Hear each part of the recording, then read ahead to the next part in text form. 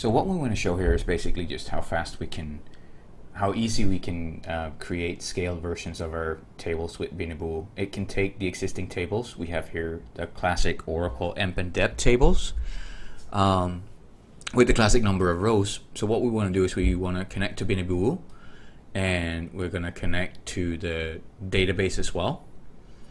And after we've connected to these two, we will ask Binubuo to create data generators.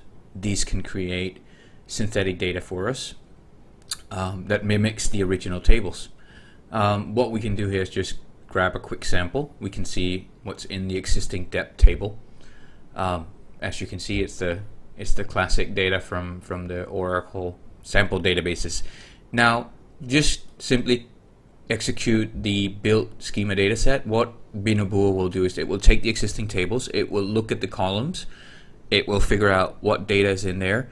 It will basically build data generators that can generate the synthetic data that we need, and it will publish them as API endpoints.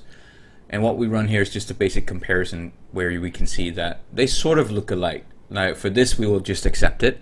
If you wanted to make it even more closer to reality, you could change the template before it got published.